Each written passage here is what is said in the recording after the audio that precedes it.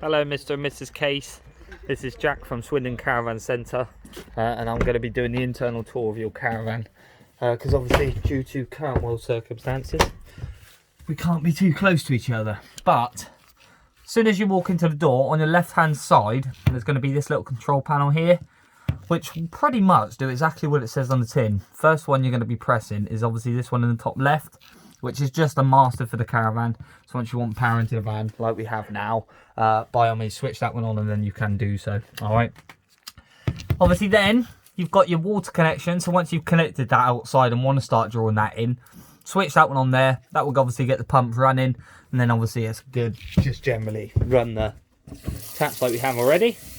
Let the air pass through and away everything will carry on as normal. Another good thing is if I leave that on, see that light there? That is an indicator to tell you that the pump is running, alright? Obviously, when it's initially doing it, it will do it for a longer period of time, but just as of now, it's just replacing the water that we've just taken from it. But it's a good indicator to say that he's doing what he's supposed to, alright? You've then got this one, which is basically all of your, or a vast majority of your internal lights. They are obviously all individually switched, is sort of trial and error of lights you have. They're dotted absolutely everywhere in the caravan. And then that one there is simply awning light, all right? You've then got this one over here, which is obviously for your heating and hot water. Obviously, you'll generally start off, just hit the power button there, we'll do a little animation, and then come to this screen here. Press the menu button, we'll then bring to this one, all right? What you've basically got is the top one here is for your internal temperature. You can go all the way up to 30 degrees, sitting in more than toasty, believe me. But it goes up by 0.5 a degree, just sort of plus or minus to you felt was best. Your hot water will generally obviously start like so. When you want to use some, or just general, say, let's say you're washing up, or just general hot water, half fill the triangle like so, and that will obviously be decent enough for washing up, whatever else, all right? If you have a shower in your caravan, about 15 or so minutes before you do so, press the plus again and fill the triangle. And what this will do is substantially increase your hot water, so you can use a lot more cold to have a longer shower, because obviously with a caravan boiler you've got 15 litres, so you've got to be fairly quick about it. And then you've obviously got this one here. It's obviously how to power your heating system of electric. You've got 1, 2 or 3 kilowatts on that. Obviously certain sites will allow more amps. You can give it a bit more power, getting up temperature a lot faster is basically what I'm getting at. Obviously while the electric's on, you can turn the gas on. And this will basically run your heating system off a mix. What it will essentially do is kick up the boiler on gas. Once it gets to whatever temperature you've set it to, the electric will then take over and maintain it at that point. All right. And then obviously you can, if you wanted to, run it solidly on gas as well. All right. You've then got your ACC button here, which if you decided to, you can get the air conditioning units put in. And then that would then become relevant to that. All right. And then you've got this one here, which is mainly, so you obviously go into the settings there, which you can actually set timers for certain things to come on. By all means, have a play with it. Just if you did ever press anything on this one and didn't know how to reverse it, hit the reset button there. We'll take it to essentially as we are now, factory. And then by all means, have another go. All right? It really is a bit of trial and error with that one. Have a little bit of a play with it. And there's nothing up there that you can do that's going to blow up this caravan. He says, don't be the first. And then we've got under here, obviously you've got the boiler as a whole, which generally is nice and easy. You can pretty much leave that alone. All you're focusing on is that yellow tap down there. Obviously it's a bit of a tight squeeze to get to there, but it's just down the back of the boiler. Obviously as it is now, or the other way around, we'll lock in the water to carry its journey to your taps. When you want to drain it, just lift it vertically up. That will drop straight underneath you. What a lot of people do is say when they have finished and have drained it, leave that tap up whilst you tow, and it sort of shakes to and from and gets any residual out as well, which is quite handy. You've obviously got a little bit of storage underneath here after that. I would recommend that if you did store anything under there, make it like sleeping bags, pillows or stuff like that. Just general light stuff really. Try not to make it too much heavy stuff. And then obviously you've got storage underneath your next one, which is obviously just full storage. And then you've got your mains lead under there as well. Alright.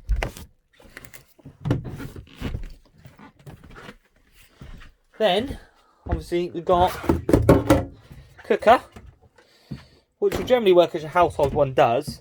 You've obviously got the 3 gas hobs, 1 electric hot plate. They are all electric night.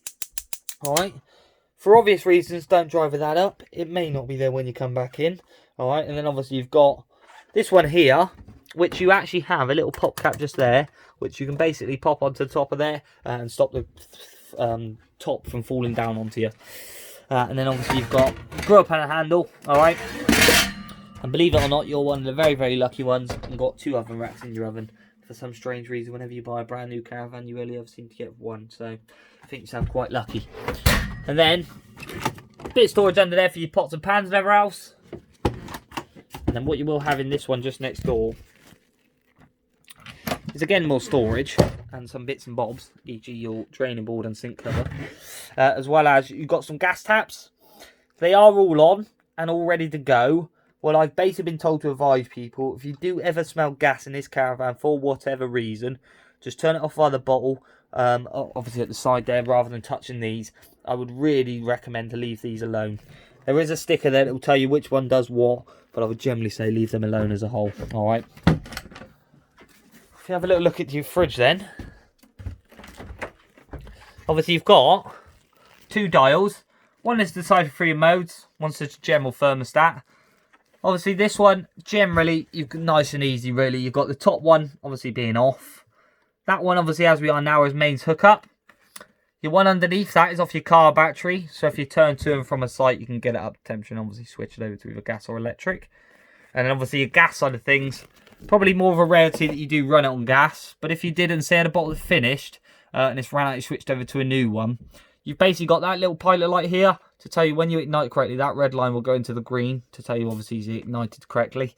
What you may find is it will go from the green back into the white to tell you something somewhere has gone wrong. What I'd recommend to do, turn the fridge off, turn it straight back to gas. The way to reignite it is you've got to push that in as well as press that. It's not the easiest of things to do one-handed, but basically you've got to push that dial in as well as press this one at the same time, at which point that will start going back into the, oh, where is it? That will start going back into the green to indicate to tell you you've done it correctly. All right. Obviously that one, just adjust it accordingly to your preference of temperature. And then you've got absolutely giant fridge in this one. If you did need any more space, you can take that whole freezer section out. There's sort of 2 toggles underneath, push them together, slide the section out. But generally nice and easy with that. Obviously then you've got trips and fuses at the bottom there. Let's hope you never have to touch them, but obviously if you do, there they live, and they are all listed at the bottom which ones do what, alright? But again, let's hope you can leave them alone. And then we've got a solar panel on the van, so the unit for your solar panel lives just there.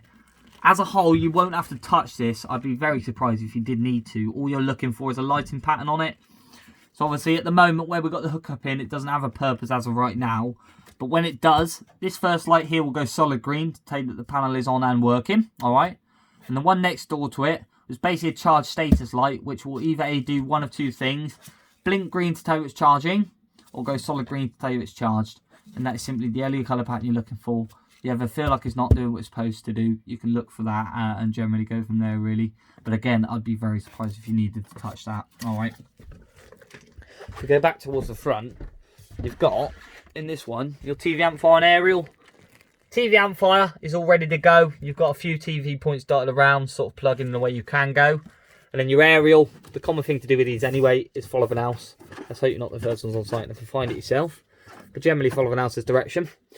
Let's say you've got a decent connection on the telly, feel like it could be a bit better. What you can actually do with this is wind it, and it will start going into red box like so, which basically when finished would look like that. And what it's basically doing is the green H being horizontal and the red V being vertical, and it's what they call a fine tune. By all means do so. Just if you have done so, wind it back down so it won't go anymore. Alright.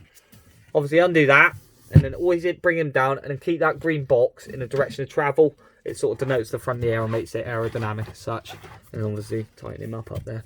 It does say on there, so if you do ever get unsure, it is on there as well. Alright, but generally nice and easy with that. I'll pop that down as well. Obviously you've got your carpets there. For obvious reason we haven't popped down. Don't want to ruin them before you've seen them. And then obviously your bedding's on there as well. And then you've got in this cupboard, that is essentially for your boilers what that is. Obviously where you've got the wet heating system via that Aldi panel there, this is what is it for your wet heating system. So all that is in there is 50-50 of pink antifreeze and water. You should generally be able to leave that alone. You really shouldn't have to worry about that at all. Obviously going to go in and out of the cupboard, do whatever. If you do notice that that is going down at a fairly alarming rate, I would probably suggest there's a leak somewhere along the lines. I'd be very surprised if you needed to, but if you did ever need to top up yourself, this little square cap, literally just lift it off. And there's a screw cap just there. Undo it. And obviously, like you see there, I don't know if you can see it with the writing, but you've got a min and a max in the window. And it will basically be min there, max there, and it's just generally an indicator to tell you how full it is, all right, or needs to be. What I would recommend to do is, if obviously you've ever needed to fill it up yourself, just fill it a bit below the max, because obviously when he warms up, will expand, all right. But I'd be very surprised if you needed to touch that, really. Obviously, just behind there, you've got your freestanding table, which is just take that out if and when you wanted to, really. And then obviously you've got a lovely bathroom, all right. Generally, your toilet is nice and easy. You've got this little panel on the side, which you've got... Oh, no, we don't want to do a selfie. We basically got... The blue button here is for your electric flush. So, like... So, alright. And then, obviously, you've got the one next door to that, which is basically a cassette, or an indicator to tell you how full your cassette is. I believe it'll light up red. Do not quote me on it. It does light up some kind of way. And it's just generally an indicator to tell you to empty your cassette from outside. Obviously, like I've done there, I've flushed the toilet and there's some water there. So basically what you want to do is come to this little grey lever, open it one way, that lets the water out, close it the other way, and that obviously seal it off. Just basically, if you've ever tried to go outside and try and take your cassette out, and it's not coming out, or it's very stiff to come out, that will basically, because this toilet flap here is not closed correctly, just come in, make sure he's fully clipped over that way like so, and it will just generally allow you to then take the cassette out. Otherwise you may cause damage to the caravan or so forth like that. Alright. Obviously, sink in your shower, nice and easy, really. And pop your shower back into there. There we go. Alright, but then you've generally got my lovely bathroom. All of your lights in your bathroom will be activated via the one pull cord there. Alright. Pretty much, that'll be all your essential parts. Obviously, I can go through any other bits and bobs upon a day. I am not going to insult your intelligence by saying you have a fly screen and a blind and all of your windows. The window operation as a whole is nice and easy. And like I just said, I can go through anything further upon arrival. But pretty much, that'll be your lot. Alright. Goodbye.